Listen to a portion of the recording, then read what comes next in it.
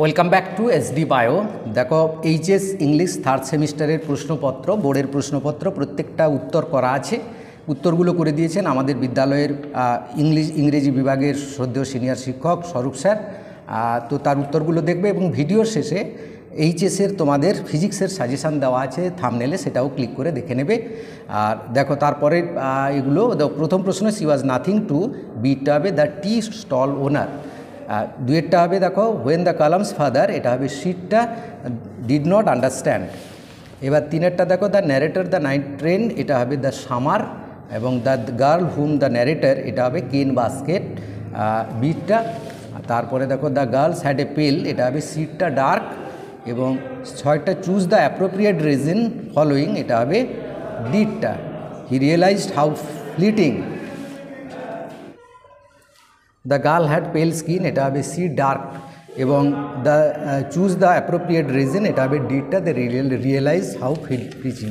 এবার সাতেরটা দেখো, সাতেরটা হবে in his first letter to blanker, এটা হবে জেলার। আটেরটা হবে 19th সেঞ্চুরি। এবার ফিল ইন দ্য ব্ল্যাঙ্কসে দেখো এরটা হবে নভেম্বর 14, 1870।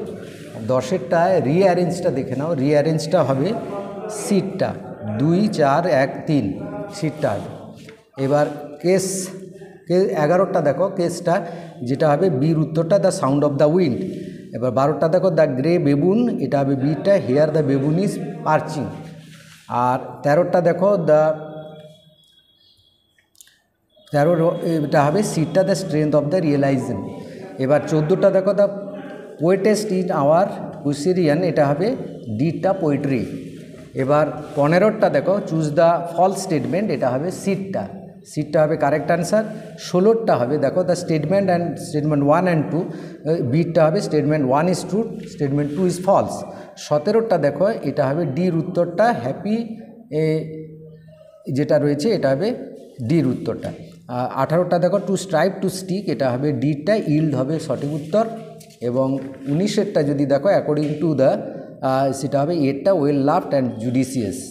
20টা দেখো দ্য হোয়াট ইজ দ্য, এটা হবে the he feel bored and restless. 21এরটা দেখো, 21এর এখানে দ্য ক্যাথলিন হয়েছে, এটা হবে শিপটা, দে ওয়ান্টেড টু হাইড। 22এরটা দেখো 22এর উত্তর and there is not anything, এটা হবে ডির উত্তরটা, ওয়াজ বেটারলি ওয়াজ ফাউন্ড ডেড। এবার দেখো 23এর উত্তরটা হবে অ্যাসারশন রিজন, যেটা হবে এর উত্তরটা both A and R true. 24এরটা দেখো only thing found from Michael, সেটা হবে সিটটা is shard and plain shocking.